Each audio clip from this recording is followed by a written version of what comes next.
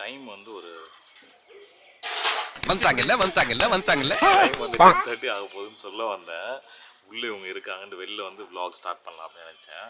Start பண்ண அடுத்த second ஒருத்தர் டாடி எங்கன்னு ஓடி வந்துட்டான். திடீர்னு டிவி ஆன் ஆயிடுச்சு. எங்கன்னு இவன் தேடுறான், தெரியல எப்படி ஆன் ஆச்சுன்னு. நீங்க வேற இல்லல, அழுற மாதிரி போயிட்டான். அதுக்கப்புறம் வந்து கட்டி பிடிச்சிட்டான். அதுக்கப்புறம் உட்கார்ந்த இடத்துலயே தேடினா ரிமோட் அங்க இருக்கு, ரிமோட் மேல இருக்கு. ஓகே அதுக்கு பயப்படுறான்.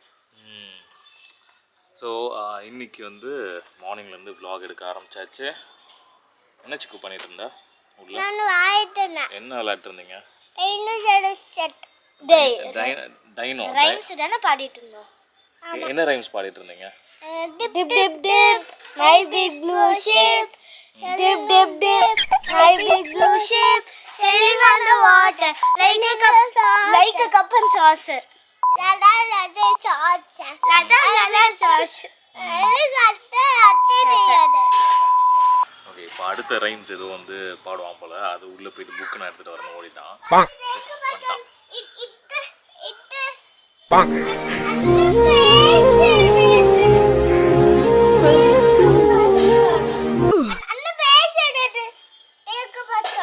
பாடு, என்ன பாட்டு அது பாடு.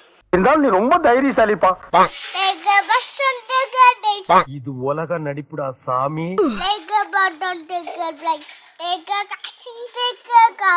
Baby near and baby far, baby they cannot come to the road, but we shall come back to you. இந்த புக்லாம் வந்து வீட்டில் கொடுத்துட்டாங்க அவனுக்கு, வீட்டுக்கு எடுத்துகிட்டு வர சொல்லிட்டாங்க. ஸோ இந்த ரைம்ஸ் எல்லாம் இத்தனை நாள் ஸ்கூலில் வந்து ப்ராக்டிஸ் பண்ணியிருப்பான் போல். இப்போ தான் வீட்டில் இதெல்லாம் வந்து பாடி காட்டுறான். அதில் வந்து டேக் எ டாக்ஸின்னு இருக்குது. டேக் எ டாக்ஸி எப்படி சொல்லுவேன் சொல்லு? Baby near and baby far, take a taxi என்னது? take a taxi, take a car, baby near and baby far. Taxi க்யூட்டாக இருக்குல்ல. இந்த இடத்துல ஒரு லீக் இருக்குது. நம்ம டிஷ் வாஷருக்கு போகிற வாட்டர் இன்லெட் பைப்பில் வந்து ஒரு லீக் இருக்குது. ப்ளம்பர் கிட்ட நாங்கள் சொல்லியிருக்கோம். அவங்க வர்றதுக்குள்ளே நான் ஒரு ஐடியா பண்ணி அந்த இடத்துல ஒரு கார்ட்போர்டை வச்சு அந்த ட்ரிப் ஆகிற தண்ணி வந்து ஒரு பக்கெட்டில் ஃபில் ஆகிற மாதிரி வச்சேன். பட் என்ன ஆயிடுச்சுன்னா, நைட்டு ரொம்ப தூக்கத்தில் இருந்ததில்ல, அது ரன் ஆகி முடிஞ்சதும் ஆஃப் பண்ணணும்னு நினச்சேன். அந்த இன்லெட் பைப்பை வந்து லாக் பண்ணி வைக்கணும் அப்படின்னு நினச்சேன். அந்த ஆங்கிள் க்ளோஸ் பண்ணாமல் விட்டேன். அதனால் ஃபுல்லாக லீக் ஆகி இங்கே வரைக்கும் தண்ணி இருக்குது. ஸோ இங்கே ஒரு டிஷர்ட் வச்சு எல்லாத்தையும் இப்போ ஒயிட் பண்ணி எடுத்துகிட்டு அப்புறம் ரைஸ் அதுக்கு முன்னாடி வச்சுட்டோம் அப்படின்னா அதுவும் வேக ஆரம்பிச்சிடும். ஸோ இன்றைக்கி லஞ்ச் வேலையும் முடிஞ்சிடும் டக்குன்னு.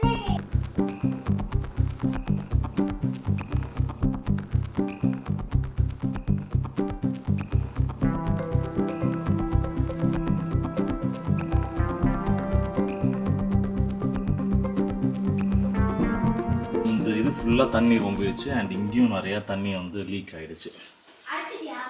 ஸோ தூக்கிட்டு போயிடலாம்.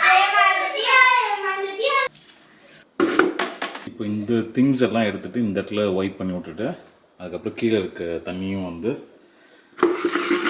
புழிஞ்சு எடுத்து இதில் ஊற்றிட்டோம் அப்படின்னா இது கிளியர் ஆகிடும்.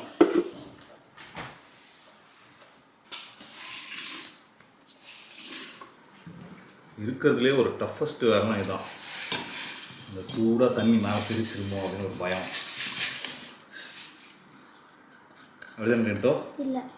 ஓ, ஜாலியாக போடுவே இல்லை. எனக்கு இந்த டஃப்பாக இருக்கும்.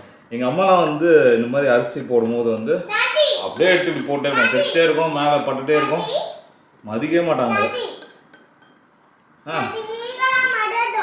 மடாடோவா? மருட்டோவா? நருட்டோவா? நாமா அதுக்கு பரோட்டான்னு சொல்லிருக்கா. பரோட்டான்னு சொல்லிருக்கா? நீ யாரா அப்போ? நீ யாரு? நான் நருட்டோ. நீ? நீயும் ககாஷியா? சரி, ஓகே. அவங்க 2 பேரும் விளையாடிட்டு இருக்காங்க. அரிசி போட்டாச்சு. நம்ம வந்து இங்கே இந்த வேலையை முடிச்சிட்டோம் அப்படின்னா அதுக்குள்ளே சாப்பாடு ரெடியான டைமு. அதுக்கப்புறம் ரசம் வைக்கிறதுக்கு எப்படி அப்படின்றத வீடியோ பார்த்துட்டு ரசம் வைக்கிறதுக்கு எல்லாம் இருக்குது அப்படின்னா அந்த வேலையை ஆரம்பிப்போம். எப்படி வைக்க போகிறது தெரில. ஒரு வேலைக்கு வச்சா போதும். கொஞ்சமாக வச்சுட்டு டின்ட்டு போய் வேண்டாம் அப்படின்றான். பட் இருந்தாலும் நான் வைப்பேன். நம்ம வந்து ரசம் வைக்கிறது எப்படி அப்படின்ட்டு நம்ம ஸ்டெஃபி இருக்காங்கல்ல, அவங்களோட வீடியோ தான் பார்க்குறேன். நிறைய பேர் சொல்லியிருக்கீங்க ஆக்சுவலாக இது வந்து இனிஷியலாகவே நாங்களும் ட்ரை பண்ணியிருக்கோம். இப்போ ஒரு ரெசிபின்னு ஸ்பெசிஃபிக்காக ரெசிபின்னு போட்டு நாங்கள் சர்ச் பண்ணால் உங்களோட வீடியோ வரமாட்டேங்குது அப்படின்னு சொல்லியிருக்கீங்க. நாங்களும் அதை ட்ரை பண்ணியிருக்கோம். பட் எங்களோட vlog ஸ்டைலுக்கு அந்த மாதிரி செட் ஆகலை. ஸோ அதனால் நாங்கள் வந்து ஸ்பெசிஃபிக்காக ரெசிபீஸ்ன்னு போட்டதே இல்லை. ஒரு vlog உள்ளே தான் அந்த ரெசிபி இருக்கும். அண்ட் டைட்டில் வந்து அந்த ரெசிபி ரிலேட்டடே இருக்காதுல்ல. ஸோ அதனால் நம்ம சர்ச் பண்ணும்போது வராது. பட் நமக்கு வந்து எப்போவுமே இவங்களோட வீடியோஸ் எடுத்தோம் அப்படின்னா, அதாவது ஸ்டெஃபி மெட்ராஸ் சமையல் வீடியோ எடுத்தோம் அப்படின்னா நமக்கு வந்து அந்த ரெசிபியோட ஸ்டெப் பை ஸ்டெப் ப்ராசஸே இருக்கும். இப்போ பேச்சுலர்ஸ்க்கு இந்த மாதிரி வந்து ஏதாவது டைமில் நம்ம வந்து சமைக்கிறோம் வீட்டில், முக்கியமாக மென் சமைக்கிறோம் அப்படின்னா எவ்வளோ மெஸ்ஸியாக இருக்கும். ஏன்னா ஒன்றுமே ஐடியாவே இருக்காதுல்ல எங்களுக்குலாம். ஸோ மெஸ்ஸியாக இருக்கும்ல, நமக்கு வந்து ஒரு தாட் ப்ராசஸே வந்து கரெக்டாக இருக்காது. ஃபஸ்ட் இதுதான் போடணும், செகண்ட் இதுதான் போடணும் அப்படின்லாம் நமக்கு தெரியாது. ஸோ இவங்களோட வீடியோஸ் பார்த்தா கொஞ்சம் டீட்டெயில்டாக நமக்கு இருக்கும். நமக்கு வந்து ஸ்டெப் பை ஸ்டெப் இருக்கிறதுனால நம்ம கொஞ்சம் ஈஸியாக வந்து சமைக்கலாம். ஸோ அதனால் அவங்க வீடியோ எடுத்து வச்சுருக்கேன், பார்ப்போம். மிளகு ரசம் இன் தமிழ், பெப்பர் ரசம் 9 years முன்னாடி அப்லோட் பண்ணியிருக்காங்க. இந்த வீடியோவை பார்த்து தான் நான் இப்போ வந்து ரசம் வைக்க போகிறேன். இந்த வீடியோவை ஃபஸ்ட்டு பார்ப்போம், அப்போ தான் என்னென்ன தேவைப்படுன்றதே நமக்கு தெரியும். இந்த வீடியோவில் ஃபஸ்ட்டு என்ன அப்படி சொல்லியிருக்காங்கன்னா 10 minutesக்கு வந்து புளி ஊற வைக்கணும் அப்படின்ற மாதிரி சொன்னாங்க. ஸோ ஃபர்ஸ்ட் வந்து கொஞ்சமாக புளி எடுத்திருக்கேன். இதை வந்து தண்ணியில் போட்டு நல்லா ஊற வச்சிடலாம். இதை ஊற வச்சிட்டோம் அப்படின்னா அதுக்கப்புறம் மிளகு, ஜீரகம், அப்புறம் பூண்டு, 2 பல்லு பூண்டு இதெல்லாம் போட்டு இடிக்கும் போது வந்து இது ஊறிட்டுருக்கும். அதுக்கப்புறம் மிச்ச ப்ராசஸ்க்கு கரெக்டாக இருக்கும் எல்லாம். ஸோ அதை ஃபஸ்ட்டு பண்ணிடலாமா? இங்கே வச்சுருவோம். அடுத்து கொஞ்சமாக பெப்பர் அண்ட் ஜீரகம் எடுத்து இடிக்கிற கல்லில் போட்டு நல்லா இடித்து அதை பவுடர் ஆக்கிட்டு அதுக்கப்புறம் 2 பல்லு பூண்டும் போட்டு லைட்டாக இடிக்க சொன்னாங்க. அதை பண்ணிடுவோம். சாப்பாடு வெந்துருச்சான்னு செக் பண்ணுவோமா?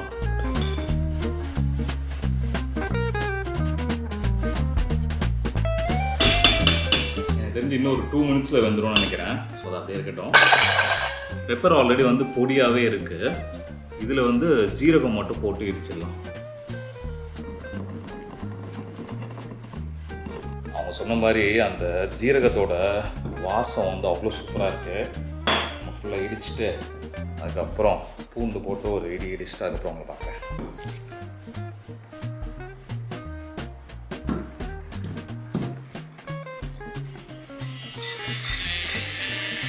தோல் உரிக்காமே போட்டு 2 அடி அடிச்சிருக்காங்க. நான் வந்து தோல்லாம் உரித்து இடிச்சிட்டேன். பட் ஓகே, இது ஃப்ளேவர் இன்னும் நல்லா இறங்கும்னு நினைக்கிறேன், எனக்கு தெரில. அடுத்து 2 வந்து பழுத்த தக்காளி வந்து தண்ணியில் நல்லா கழுவிட்டு அதுக்கப்புறம் அதை நல்லா அப்படியே மேஷ் பண்ணணுமா, அப்படியே கையிலே நசுக்கி வச்சுருக்காங்க.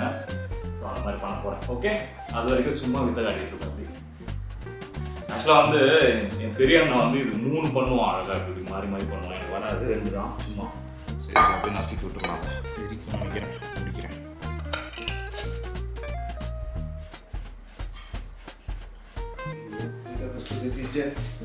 லைட்டாக ட்ரெஸ்ஸில் தெரிச்சிச்சு. ஓகே, இந்த சியான் ஹுசைனா அவர் செய்வார்ல ஒரு சமையல், ஹரிபுரியில் டக்கு டக்கு டக்குன்னு இங்கே அங்கேயும் பறக்கிற மாதிரி, அந்த மாதிரி தான் பண்ணிகிட்ருக்கேன். நான் சிரிப்பாக தான் இருக்குது. எங்கள் அம்மா பார்த்தாங்கன்னா கண்டிப்பாக சிரிச்சிட்டு இருப்பாங்க. இப்போ டேய் மகனே, என்னைக்காவது ஒரு நாளாவது கிச்சன் சைடு வந்திருக்கியாடா அப்படின்னு எங்கள் அம்மா வந்து கதறுவாங்க. பட் சிரிச்சினே கதறுவாங்க ஜாலியாக. இப்போ தக்காளி வந்து நல்லா மேஷ் பண்ணிட்டேன். அடுத்து ஒரு கடாயை எடுத்துகிட்டு கொஞ்சமாக எண்ணெய் விடணுமா, கொஞ்சமாக எண்ணெய் போதும்னாங்க. இப்போ எண்ணெய் சூடாகிட்டு இருக்க கேப்பில் நம்ம வந்து கடுகு, அப்புறம் கொஞ்சமாக வெந்தயம், அதுக்கப்புறம் காஞ்ச மிளகா 2, அது இங்கே தான் இங்கே இருக்கும். ஸோ அதையும் எடுத்து டக்குனுக்குள்ளே போட்டுடலாம். கடுகு, வெந்தயம். ஆங்களும் ஷெஃப்பு தான்ப்பா, ஆங்களும் ஷெஃப்பு தான். ஐயோ, ஓகே. கொஞ்சமாக கடுகு, அப்புறம் ரொம்ப கொஞ்சமாக வெந்தயம் சொன்னாங்க. இவ்வளோ போதும். அப்புறம் என்னடா, ஐயோ இன்னொன்று ஏதோ காஞ்ச மிளகா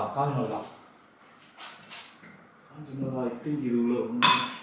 ஐயோ காஞ்ச மிளகாவே இது இல்லையே. காஞ்ச மிளகா வந்து இவ்வளோ தான் இருக்குது மொத்தமே. ஸோ நான் அதை மட்டும் யூஸ் பண்ணிக்கிறேன்.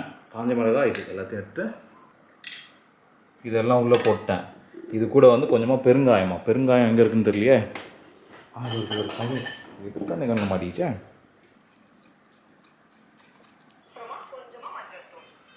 ஐயோ மஞ்சத்தூள்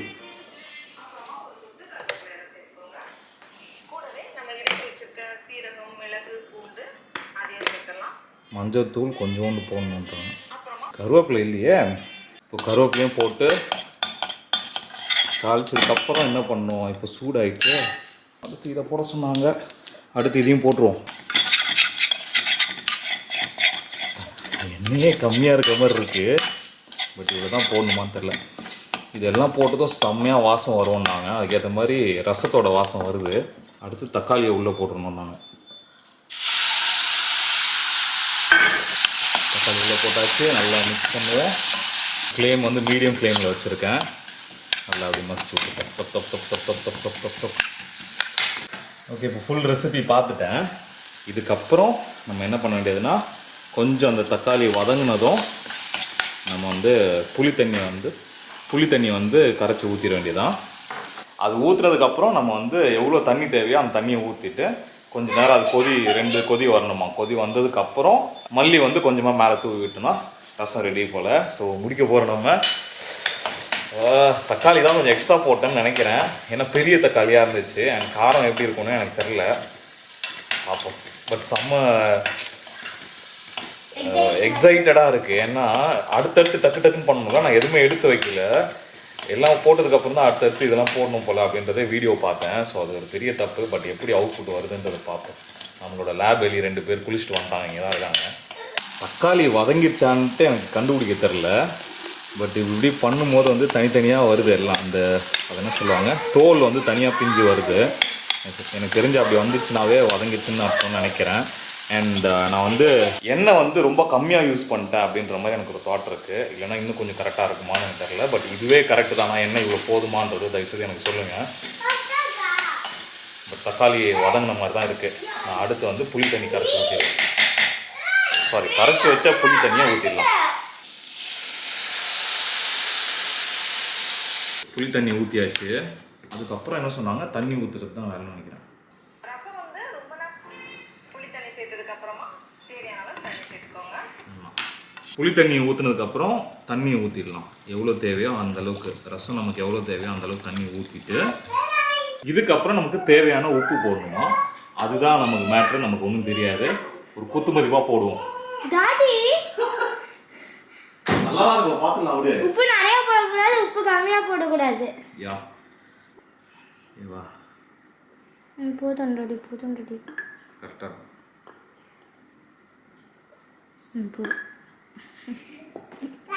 அதான் பக்கா அப்படியே பக்காவா. மல்லி எடுத்துட்டேன், என்ன பண்ணணும்னு தெரில. கட் பண்ணி போடணும்னு நினைக்கிறேன். கடைசியில் நான் எல்லாம் பண்ணி முடிச்சதுக்கப்புறம் ஒருத்தர் வந்துட்டு இவங்க பேர் வாங்கிட்டு போயிடுவாங்கன்னு நினைக்கிறேன். நான் தான் செஞ்சேன். அப்படியா? சரி, எப்படி இருந்துச்சு? டேஸ்ட் பண்ணி பார்த்தல. உள்ள தக்காளியாக இருந்துச்சு. ஃபஸ்ட்டு டேஸ்ட் பண்ணும்போது பெப்பரே இல்லை. இப்போ போட்டாச்சுல. இப்போ டேஸ்ட் பண்ணி பார்ப்போமா? இப்போ இதையும் போட்டுடலாம். மல்லி கட் பண்ண மல்லின்னா அடுப்பு ஆஃப் பண்ணிட்டேன். நல்லா கொதிச்சிட்டக்கப்புறம் அடுப்பு ஆஃப் பண்ணி இது பண்ணணும். ஓகே, போட்டாச்சா? இப்போ எப்படி இருக்கு? கரெக்டாக இருக்கா? உப்பு கரெக்டாக இருக்கா? கரெக்டாக இருக்கு. சூப்பரா? டாடி பண்ணிட்ட தக்காளி பார்த்து. மட்டும் தான். அதான் என்னன்னு சொல்லு. தக்காளி மட்டும் அதிகமாக இருக்கு. தக்காளி அதான் நான் போடும்போதே எனக்கு தெரிஞ்சுது. என்ன நம்ம இந்த ரசத்தை இது என்ன சாப்பாடு கூட மிக்ஸ் பண்ணால் தக்காளி சாதம் வேணும். ஆக்சுவலாக வந்து மிளகு ரசம் பண்ணலாம்னு நினச்சி தக்காளி ரசம் பண்ணிட்டோம் போல. பட் ஓகேவா, டாடி சூப்பராக பண்ணிட்டேனா? ஓகே, தேங்க்ஸ் டு யாரு? Steffi aunty. ஓகே, ஒரு வழியாக வந்து பெப்பரு அண்ட் சால்ட் எல்லாமே கரெக்டாக இருக்கிற மாதிரி கொண்டு வந்துட்டேன். சூப்பராக இருக்குது டேஸ்ட் பண்ணும்போது. பட் சுனி செய்கிற அளவுக்குலாம் இல்லைன்னு வச்சுக்கோங்களேன். இது வந்து ஆனால் எனக்கு டேஸ்ட் பண்ணது வந்து டின்ட்டு தான் டேஸ்ட் பண்ணா. எப்படி இருந்துச்சு? நல்லா இருந்துச்சு. நல்லா இருந்துச்சு. ஃபர்ஸ்ட் டைம் ஓகேவா? அதையே சொல்லிட்டு இருக்காது. அதான் சொல்லிட்டியே தக்காளின்னு வா. அதான் பெப்பர் போட்டு அட்ஜஸ்ட் பண்ணிட்டல. அதுக்கப்புறம் ஓகேவா? அதுக்கப்புறம் ஓகே. ஓகே, ஸோ சூப்பராக பண்ணிட்டேன். எனக்கே வந்து ரொம்ப ஹாப்பியாக இருக்குது. இதுக்கப்புறம் குளிச்சுட்டு வந்துட்டு ஆம்லெட் மட்டும் செஞ்சுட்டு 3 பேர் உட்காந்து லஞ்ச் முடிக்க போகிறோம். முடிச்சதுக்கப்புறம் சுனி வந்ததுக்கப்புறம் நாங்கள் வெளில கிளம்ப போகிறோம். ஸோ இது எல்லாம் ப்ளாகில்